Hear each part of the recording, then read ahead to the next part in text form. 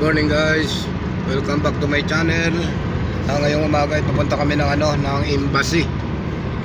Ito mga kasama ko, si Alex ko, si Francis Pangilinan, at si Valencia na doon sa unahan na yun, nakaupo sa front seat. Shout out. Ayan, si Valencia OFW vlog. Ayan.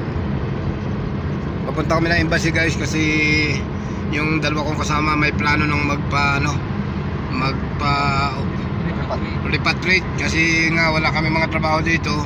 Yun lang ang tanging paraan para makauwi na ng Pilipinas, magpa-repatriate sa embassy para matulungan ng ng embassy na makauwi ang mga kasama ko.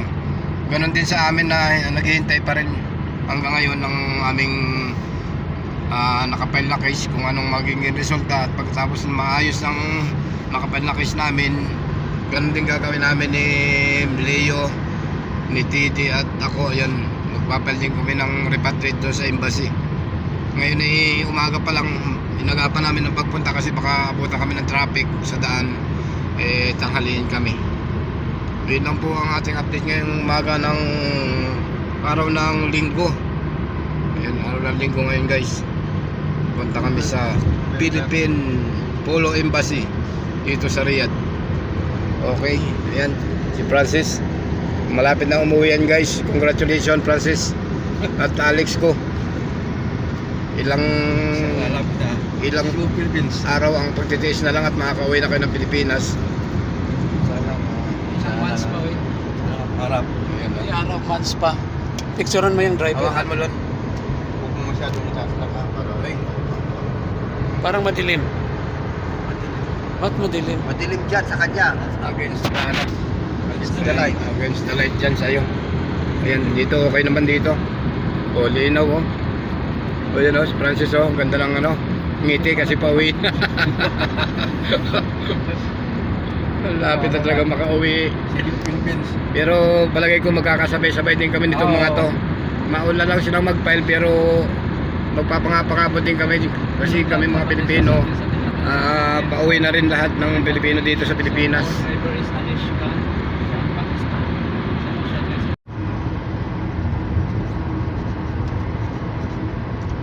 Parang exe naman yung live calls. Yung cellphone mo nun, pwede namang yung kalahati nasa harap, yung kalahati nasa iyo eh. Bagay. Tanong mo, pag nagbibideo ka, para makuha ka dito sa loob, parang nasa labas ka rin. Calls blurred ang ko no. Pangit na itong cellphone calls.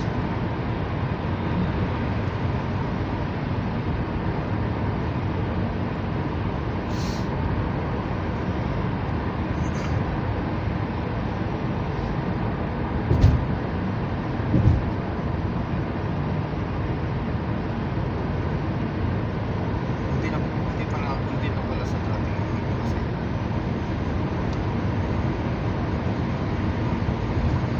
Parang sobrang aga lang talaga natin ha. Aga, 9:30 dapat nandun ka. 9:30. Calls so blurred talaga calls no. Dapat yung dinala mo yung isa. Ayan guys, malapit na kami sa aming destination. Papunta kami ng Polo. Malapit na kami guys. Nandito na kami sa part ng ng part ng Polo na lugar. Oo, naguluhan pa. Bali, umikot lang kami sa sakyan guys. Para maghanap ng tamang way papunta to sa embassy, Polo Embassy. Naguluhan ako guys. 7:46. Wala yung oras, no? Wala. Wala lang yung oras. Tayo na cellphone ko. Malapit na mag-8 din, France. Tama-tama, 8 o'clock siguro tayo doon. Sana na maaga. Pakistani Embassy mo yun. Dito na kami guys sa Polo Embassy. Kabababa lang namin ng taxi. Bali papasok na kami sa building. Nandun na yung aming kasama na si Foreman Larry. Nauna na natanaw na namin dito sa labas. Bali ayan, kasama ko si Francis. Hindi niya napapansin si Foreman. Saka si Alex. Si Alex ko. Si Valencia. Si Valencia, ayan. Ayun lang guys ang aking update guys. Good morning sa inyo lahat. Thank you. Napakarami nakaparking ngayon dito nasasakyan dito sa Polo Embassy. Napakaraming sasakyan nakatambay, mga nagko-complain din siguro to o mga empleyado yung iba dito sa Polo parking area. Napakadami guys. Makikita mo guys sa yun yung parking area ng ng Polo Embassy dito sa Riyadh. Andito kami ngayon guys, nag-file kami ng case para makapag-repatriate para makauwi na ng Pilipinas. Yun lang guys ang ating update nga sa mga oras na ito guys. Bale yung dalawa kong kasama nasa taas. Sila pa lang yung nag-file ng case guys. Sinamahan ko lang sila. Bale may pa kasi kami binakaso kaya hindi pa ako makapag-file ng repatriate. Hintayin ko muna ma-submit, makuha yung ini-claim kong pera or benefit sa company bago ako ng repatriation or pabarcode ako dito para makauwi na, at sila yung tutulong sa amin dito para makauwi. Hinihintay ko pa yung mga kasama ko guys dito sa baba ng embassy, Polo Embassy. Bali nandun pa sila sa taas, hindi pa sila tapos ayos ng mga document na hinihingi dito sa Polo Embassy para yung mga kasama ko makauwi na agad pag katapos na dumating yung kanilang visa. Dito kasi guys sa Polo Embassy pwede ka magpa-repatriate. Yung katulad ko na walang pamasahe, walang kakayahan bumili ng ticket, pwedeng sila yung magpo-provide ng ticket sa mo para makauwi ka, para makatulong sila sa iyo kung wala ka ng trabaho o wala ka ng pambili ng ticket. Tapos ka sa sila yung tutulong sa iyo guys para makauwi ka na rin ng Pilipinas pag andito ako sa baba guys, ako.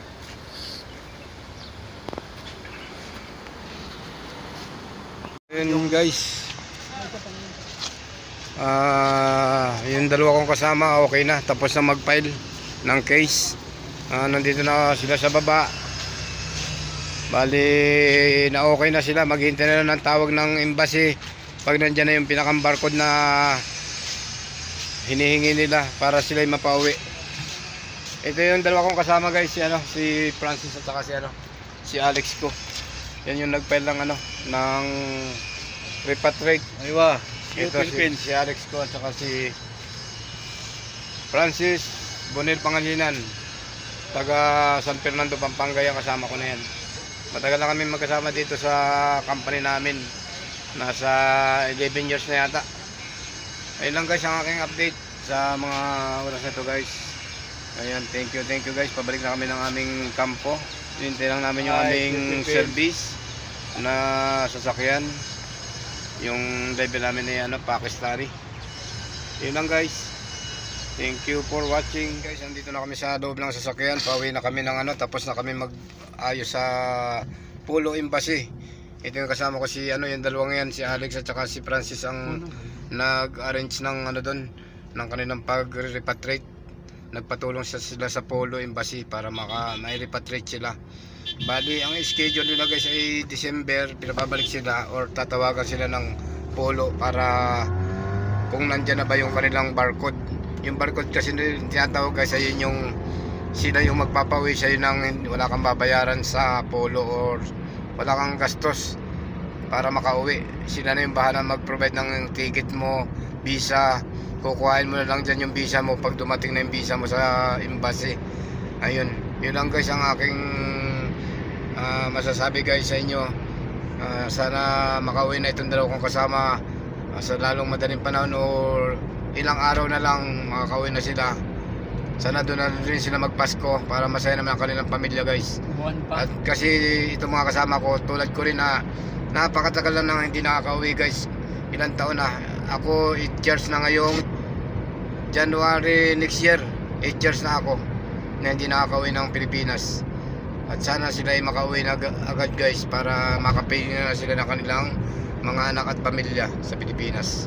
Nakakalungkot isipin guys na napakatagal na nating dito sa abroad pero hindi natin nakakasama ang ating pamilya.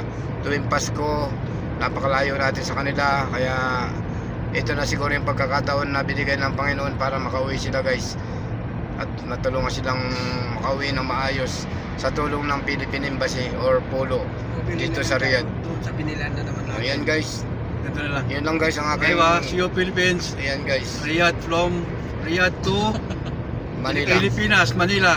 Ayan, pauwi na yung dalawa na yan guys. Kami sa Inshallah. sa susunod na. Inshallah, December. Sana Pasko na to kami Pinas. Wala, third week pa tayo eh. Ang December Sana eh. lang. Makakauwi na to ng ano. Sana makauwi sila ng December guys. Ito siya magpasko. Sana lang, wish ko lang guys. O yun lang guys. Ako lang. Thank you for watching guys.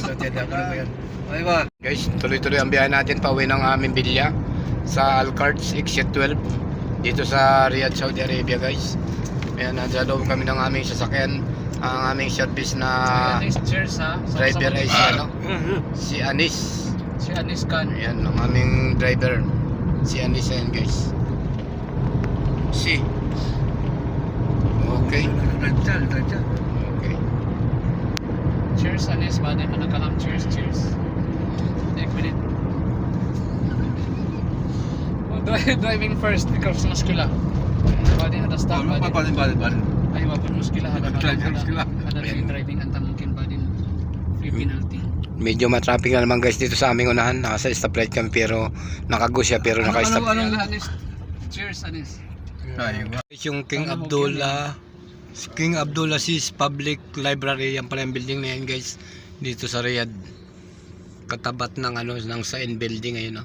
Ano yun? Sain building yung katapat niya na brown building, color brown, at saka ito yung ano King Abdullah Sis Public Library.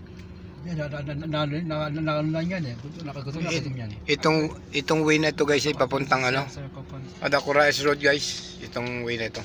Ito Kurais? Tingnan mo. Oh, parang Kurais nga. Dito kami guys nag-apply nung nakaraan mga 2 weeks ago. Ayan, papunta tayo sa kanan guys. Hindi. Wala tayong ano, walang Ayan. daanan na kapsa. Papuntang kanan dito. Walang kailan to lang. Sa likod tayo dumaan. Ay, hindi. Hindi lang dito lang sa sentro. Dito, iba ito dito sa kanan. Dito lang ito sa sentro. Napagkalong kapsa. Iba. Doon sa industrial, iba pala yun. Hindi sabihin mo dumaan sa Kapsahan. Oo. Lon. Anis, ada soya drop, ada kapsa, okay? Matam. Kapsa, Shell Kapsa. Ano siya, bas kapsa. Ano yun, Matam? Hindi, ang mata. Matam naman yun. Pareho pa yun. Ayan. Pakistani matam, sige. Ito na yung ginawa ni Lando na building, ayan oh. Hindi Yan, yan oh, dito doon itong kanan. Yan oh. Nasa kanan yan. Ito? Oh, sila Lando ang gumawa niyan. Hindi naman ito. Yan. Ano pangalan yan? Stacy yan, Stacy. Ay, STC. Yan ba yung station Oh, dati? yung laging pinagmamalaki ni Lando na ginawa niya. Ayan, shoutout kay Lando kung nakikinig ka dyan Lando ha. Anis, need to be Yan strong yung and tayo. hindi makalimutan ni Lando na project nila. Need energy. Ito yung papuntang Tumama yan eh. Oo. Ito papuntang Batauli ito. I'm strong, Lord. You are not strong. Ang kansulot na to eh. Ayan, hanggang dito lang ating video guys. How you become strong? Thank you for watching guys. Pauwi na kami ng aming kampo. Maraming salamat sa inyong panonood guys. Thank you so much. Hindi na siya dadaas.